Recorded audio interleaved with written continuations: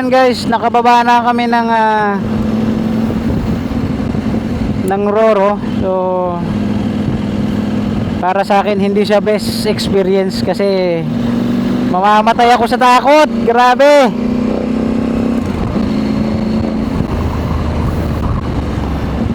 Habang tuwan-tuwa sila, ako takot na takot. Guys, alam niyo yung naiinggit ako sa kanila. Sa totoo lang. Sobrang inggit na inggit ako sa kanila. Kasi yan, lalakas ng loob nila. Habang ako takot na takot, sila tuwan-tuwa. Hindi ko alam kung paano makukuha yung ganong tapang nila eh.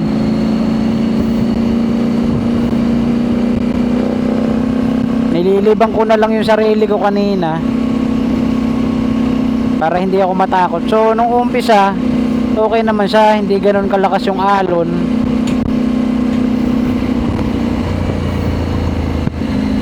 So ito na, nung nasa kalagitnaan na kami, doon na humampas yung alon na matindi. So yun nga guys, papunta na kami sa Bulacan, no? So kakaalis lang namin ng Matnog Port. Yan.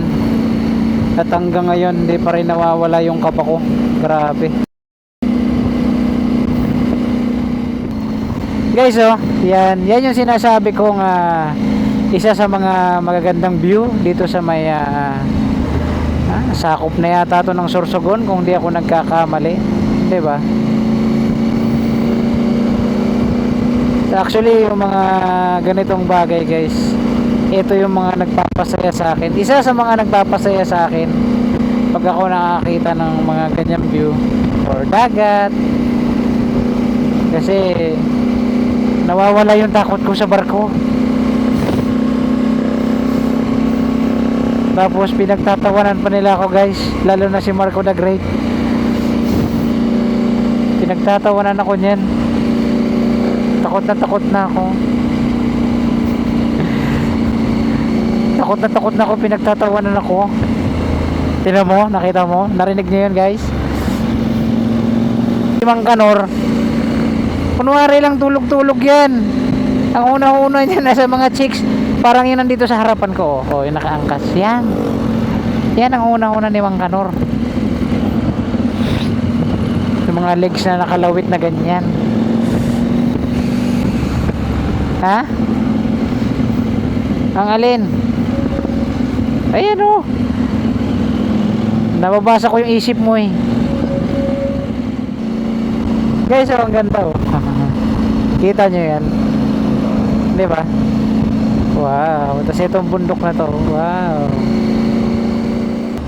Okay, so kanina tinitignan lang natin siya sa malayo. Ngayon katabi na natin. Di ba may mga parang ulap-ulap pa dun sa gilid oh. May usok-usok pa oh. Yung actually kagaya nung sinabi ko sa mga naunang vlog natin,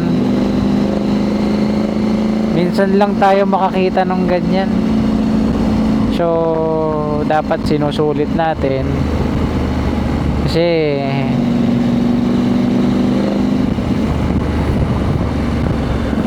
hindi naman tayo palaging nandito.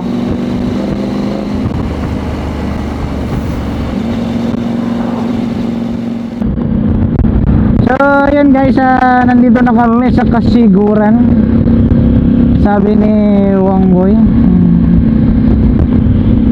Pasensya na no, hindi ko kasi masyado kabisado yung mga pangalan, pero alam kong daanan no. Yung mga pangalan lang hindi ko alam, pero di bali guys, okay lang yan.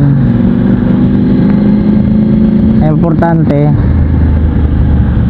magkakasama tayo sa hirap at ginhawa. So guys, mag-update na lang ako mamaya. Yan, hindi ko talaga alam kung bumibiyok. Hindi ko talaga alam kung na-record yung mga sinabi ko kanina, pero mag-update na lang ako ulit guys, no? So hanggang dito na lang muna. Bye-bye. So guys, konting update lang. So wala ko ibang masabi dito sa daanan nila kundi solid to dito.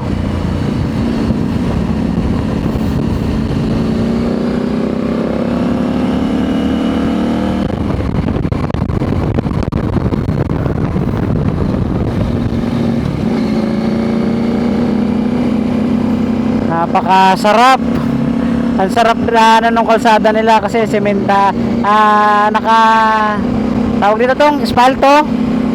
Iyan. Kung meron ka mang makitang mga lubak, ayun, hindi naman masyado malubak dito sa kanila, no? Tsaka kung titignan mo naman guys, mukhang peaceful naman dito.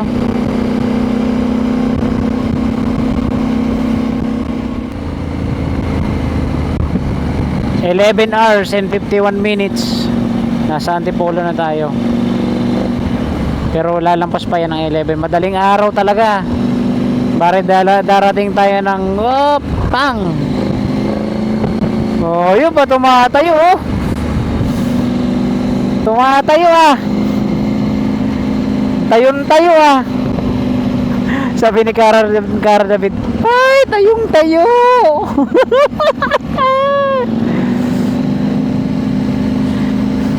Tayong tayo. So guys, meron akong ipapakita sa inyo na minsan pa lang natin itong nakikita ng personal at hindi palagi.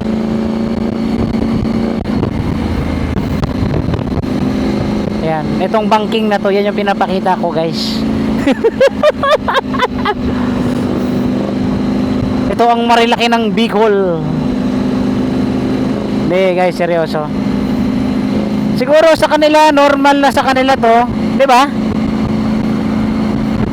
Kasi parang uy, ano ganyan. Pero sa atin kasi gano'n, pero sa kanila, yan, dyan yan. Gano'n lang siguro sa kanila, pero sa atin grabe. Parang si Babalo lang ah. Wow. So guys, ayan kung nakikita nyo yun, ganda yun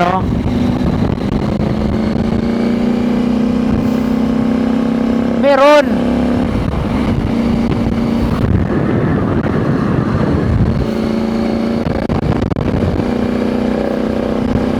So yun nga guys, kung nakita nyo naman kanina, so Mayon Volcano is here. Ayan. Siguro hindi natin siya mapupuntahan ngayon, siguro pag uwi. Ayan,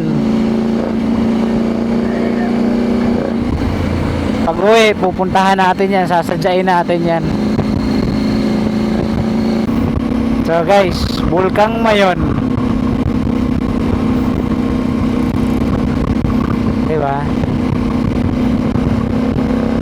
Napakaganda.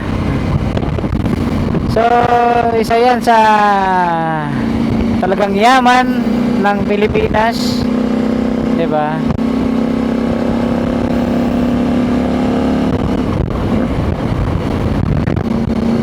Lubak ha, kasi kung hindi dahil sa mga ganyan, wala naman tayong, hindi tayo mag-i-enjoy na biyahe lang. Pero syempre mas maganda yung biyahe with nature.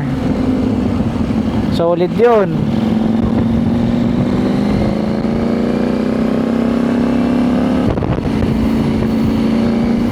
So guys, update na lang ako mamaya if ever na makita ulit natin yung Mayon ng personal. Bye bye. So guys, sayang lumalabas lang. So lumalabas siya ng konti. So guys, Mount Mayon, yan. Hindi man natin siya nakita ng buo, pero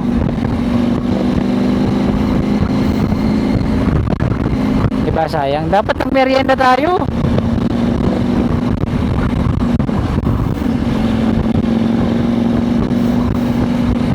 So sayang di man natin makita ng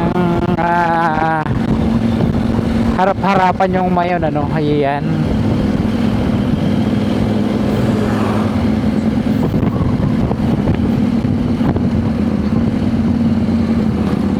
So dito kakaliwa na tayo dito. Ay.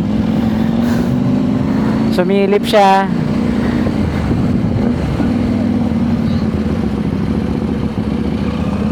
Sino lumapos? Kakaliwa tayo sabi ko. Sige tong. Antay kami sa'yo dito.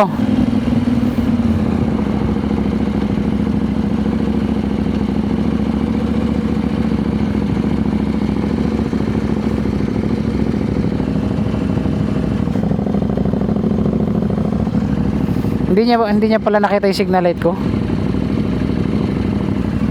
So guys Mayon Volcano, pero wow, ang ganda. Ay. Ha? Oo, meron. Wang, ito na yung diversion sinasabi ko sa'yo, yung matarik. Ito. Oo, ito yun. Mag-ready kayong gasolina nyo ha.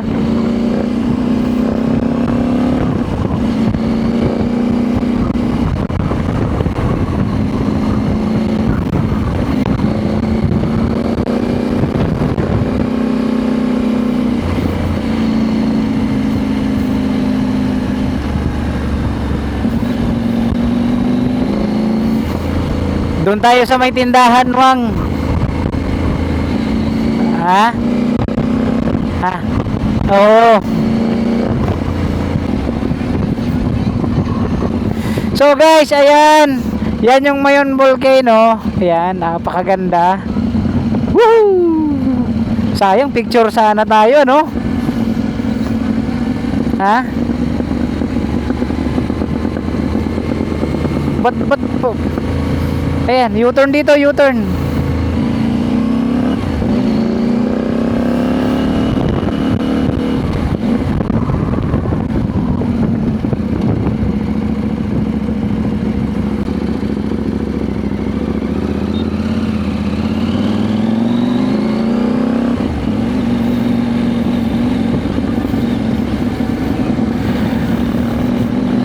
Buhangin yan, ay kumpiyansa.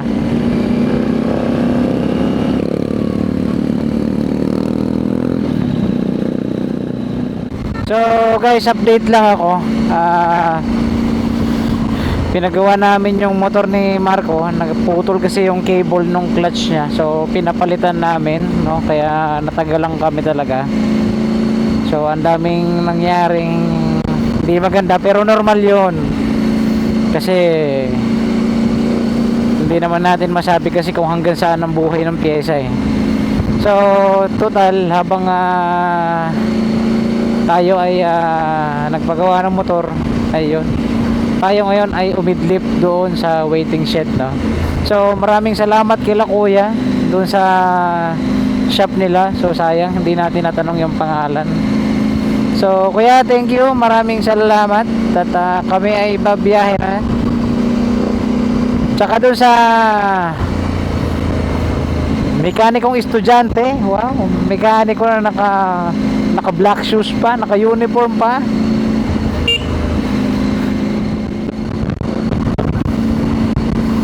So yun, nakapagpahinga naman kami ng pre, sa tingin mo ilang minuto? Ha? So siguro kulang-kulang isang oras, ano? Yan, yung nakatulog ako. So maghahanap muna kami ngayon ng maiihian. Tsaka maiinuman, inuuhaw na ako sobra.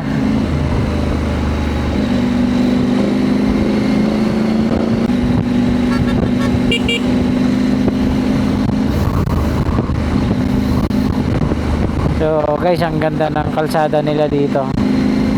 So ako guys, pag ako nagra-rides, wala akong ibang pinapansin kundi yung view. Number 1 yung view, nature yan. Tapos pangalawa, pinaka-importante kong tinitignan yung kalsada.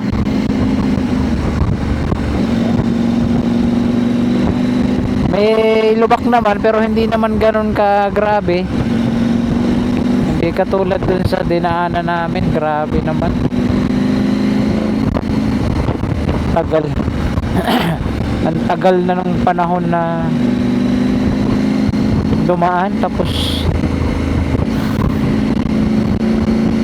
walang nangyari.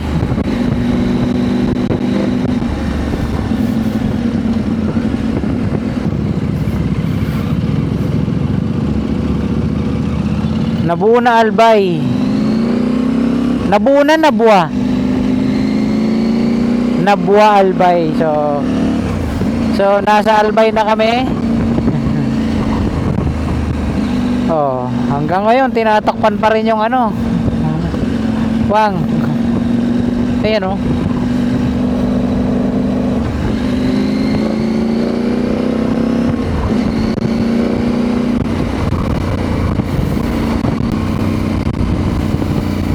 So guys, shortcut kami. Sinusunod lang namin si Waze.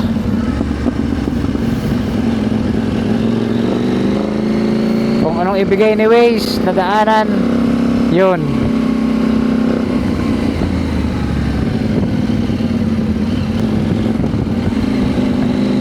Santo Niño.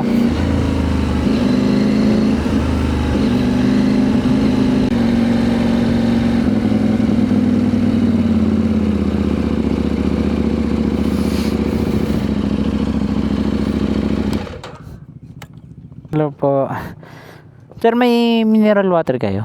Magkano po?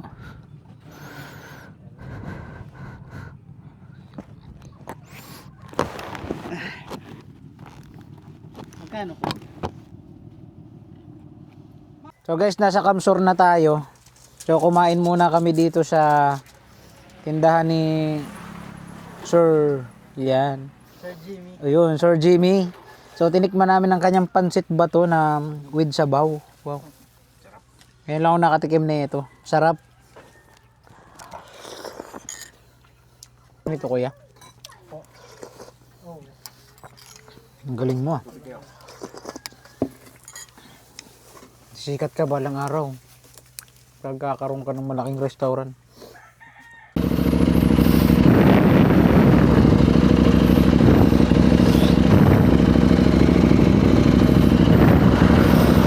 Yeah.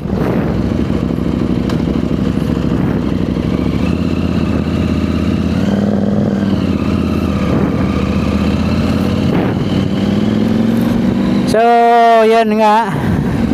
Kumain kami ng pansit bato with sabaw. At yun guys, dahil sa natikman ko yun. At dahil sa natikman namin yun, naggising ang aming dugo. So, salamat kay kuya. So, guys, sa bawat paglalakbay na ginagawa namin, nakakita kami ng mga ganong klaseng view. No? Tsaka, aminin man natin o hindi, yung mga ganong klaseng view, talagang alam mo yun, talagang tubig, alam mo yung mapapadalawang tingin ka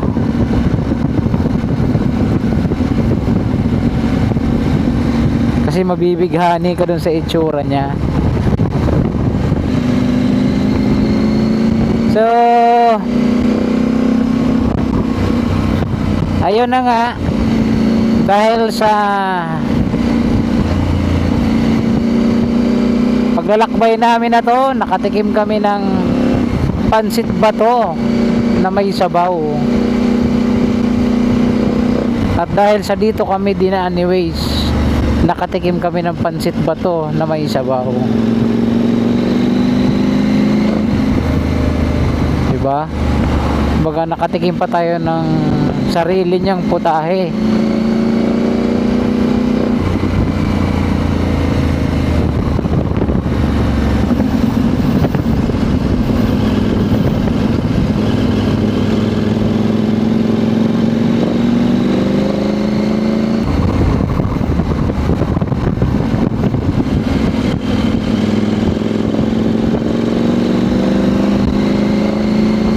Okay, so ang simple lang ng pamumuhay nila dito. Parang ano din, parang Leyte lang din, pero sa Leyte kasi makakakita ka lang ng mga ganitong pag nasa liblib na, mapupunta ka sa mga liblib na lugar. Eh sa atin halos makikita mo mga building, yung mga kamag-anak ni Lolong, yun yung makikita. Yun yung makikita, makukulat ka kung si Lolong nakahubad, yung mga kamag-anak niya ba naka-uniform.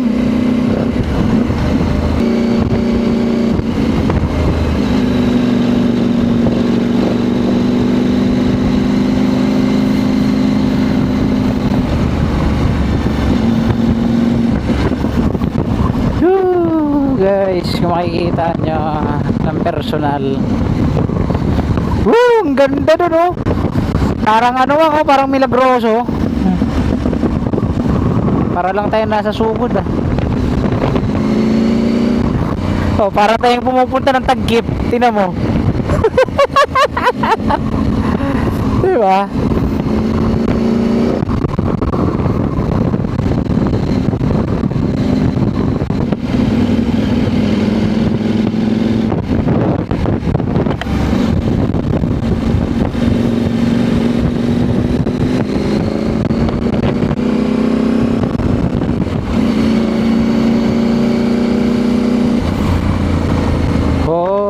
Tumigil ang mundo.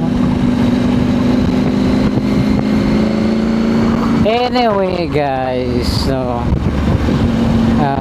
babalik tayo sa ibang usapan. Kung naalala nyo yung vlog ko nung mga nakaraan, nung doon ako sa Manila, so babalik kami doon nila Marco the Great upang ipagpatuloy ang aming naudlot na adventure. Yan. Kasi guys, pupunta kami ron para subukan yung mga hindi namin nagawa, no? At yun nga, gaya nga na sinabi ko, na-amaze lang ako kasi pwede ka magbike sa Himpapawid. Oh, diba? Pwede kang magpagulong-gulong doon sa may, anong tawag doon nila? Parang walking, circle wheel, parang ganon. Cycle wheel ba yun? Yun, parang ganon. At biking, ganon. Basta doon sa taas. Yun na yun.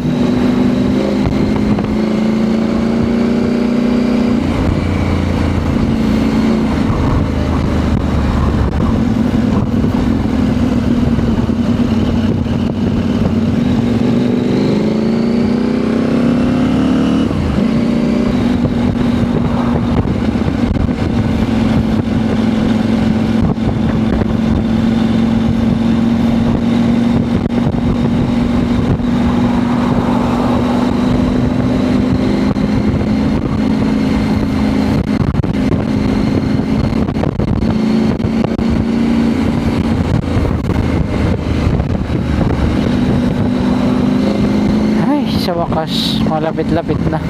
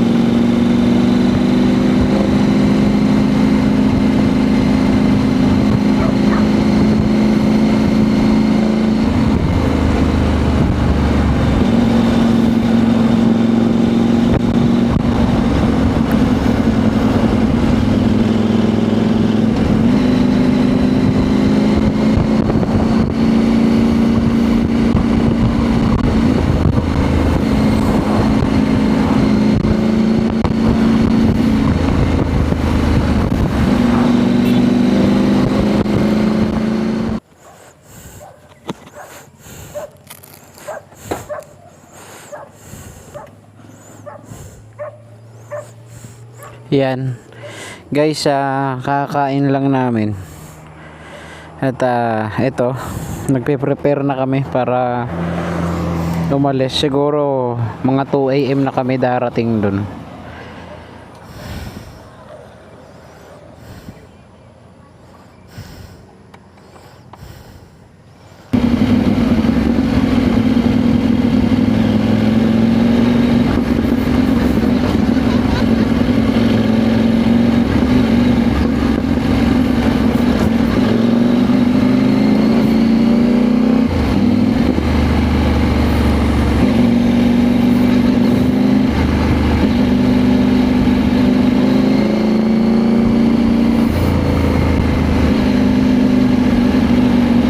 Galing ni Kuya, oh. Naalalayan niya ako. Oo. Tingnan niyo yung paa niya.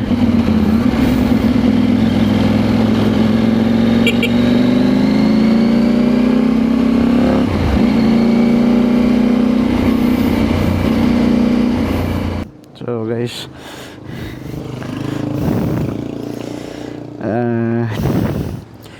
natulog kami kagabi dito sa hotel na to. At kami ngayon ay aalis na. So hindi na kinaya yung biyahe. Pagod na kami.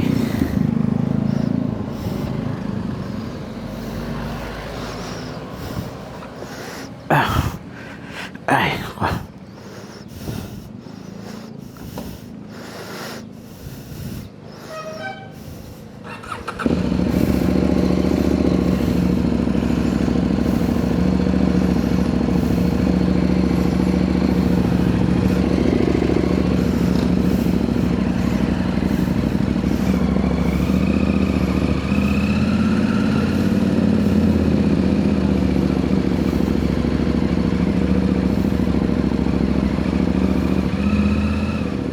so guys, ito na ang update ng aming video. So kami ay nasa Calamba. So kung saan binabaybay namin itong kalsada na to papunta ng Marikina, Commonwealth. Yan. Siyempre papunta na ng Bulacan. So hindi namin pinwersa yung biyahe namin na ipilit kasi siyempre alam mo naman ang mga tumatanda na hindi naman tayo bumabata, so chill lang, huwag natin puwersahin yung katawan natin. So guys, so kung nakikita nyo, ang ganda, nakakatuwang pagmasdan yung mga ganyang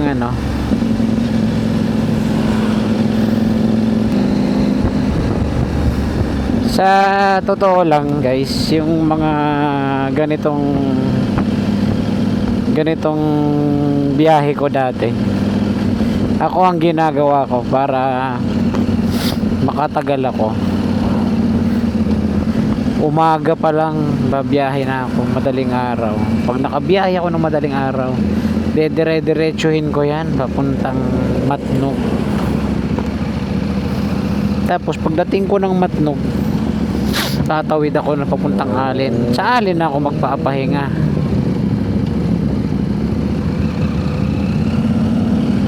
Kaya Marikina, saan ka na ba?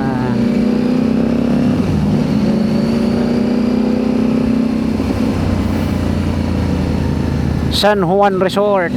Ala, ito yung sinasabi kong baha.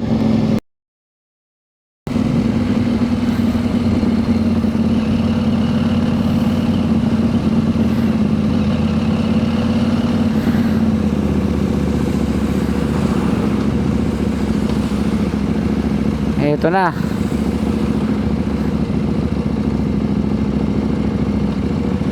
Tatanungin muna natin. Kaya pwede tumawid dyan? Oh, ano Wang? Ready ka Wang? Hindi ba malalim dyan kuya? Hindi malalim? Ay mababaw lang daw. Tara. Anay, antay. Ayaw, wala nay. Antayin natin walang kasalubong.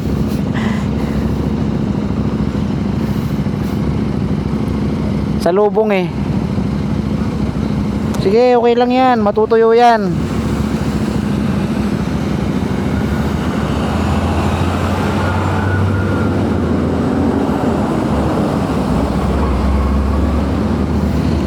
Weng, basa na.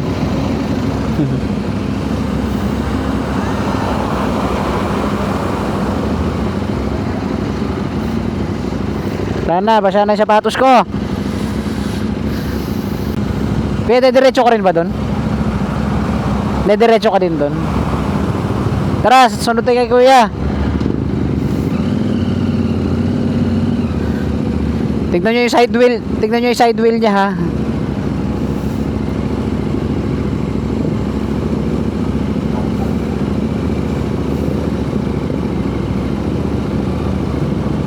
Wow, sabi ang babaw.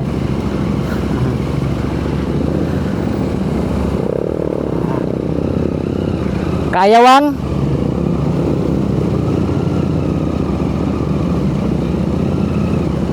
Eh, normal yon. Huwag mong pupwersahin ha. Huwag mong bubombahin. Maintain mo lang.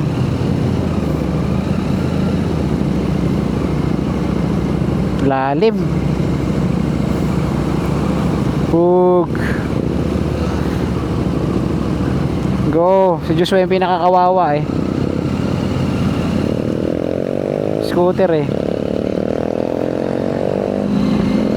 Sayang pala, dapat nakaano tayo 360.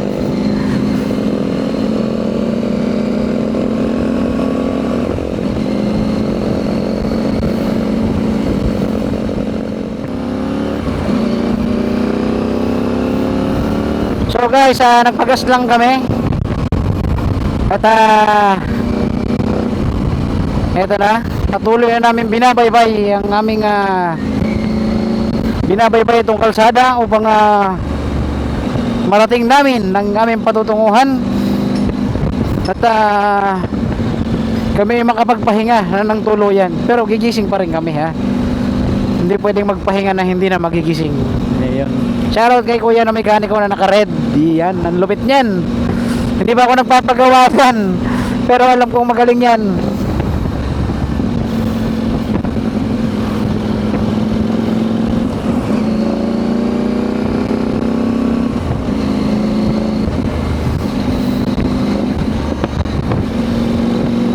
So guys, slow down, sharp curve ahead. Yan, delikado rito. So ano yung sabi? Pumusi naman.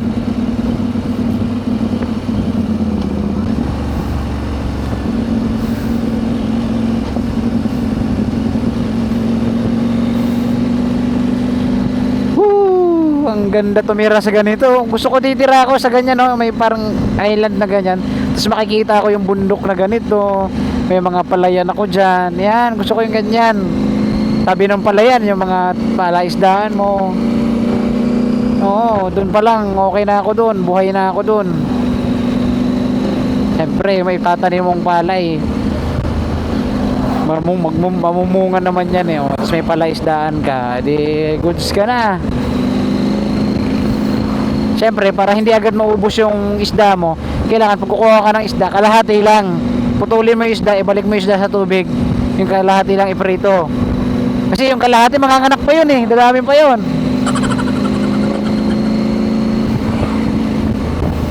So guys, ngayon ay December 10 na nasa biyahe pa rin kami. At time check, 9:27 AM. Ayan, kung makikita nyo naman. Binabaybay pa rin namin to. Oy, nakikita nyo yun? Yun yung ano wang oh, umiikot sa taas. Ang tawag dyan, windmill. Yan yung sinasabi ko, nakadaan ako dyan isang beses. Diyan sila kumukuha ng kuryente. Ganyan yung nasa Ilocos. So, ito na.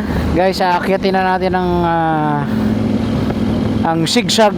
Zigzag. Tama ba? So 2 hours and 36 minutes na lang sa akin. Nasa Commonwealth na tayo. Estimated time. Oo. Alam nyo ba guys, sobrang bait ni Marco the Great. Dahil nagmumotor siya, nakakatulong pa siya sa mga ayan. Yung dahil sa pagmumotor niya, natutulungan niya yung mga tao sa ospital. Oo. Totoo yan guys. Actually, nung huling motor niya, magkasama kami. Sabi ko, ang galing mo naman, paano mo nagagawa yan?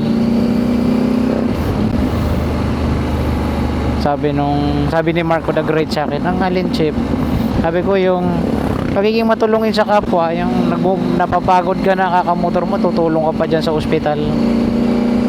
Yan. Ganun kabait si Marco the Great. Kasi habang, kung itatanong nyo kung paano niya ginagawa yan, habang nagmumotor yan guys, babangking yan. Pag bumangking yan, papasayarin niya ngayon yung uso niya. Pati yung siko niyan. Pag sumayad yan guys, syempre pupunta ng ospital yan. May income ang ospital, nakatulong siya. Ganun lang kasimple yun.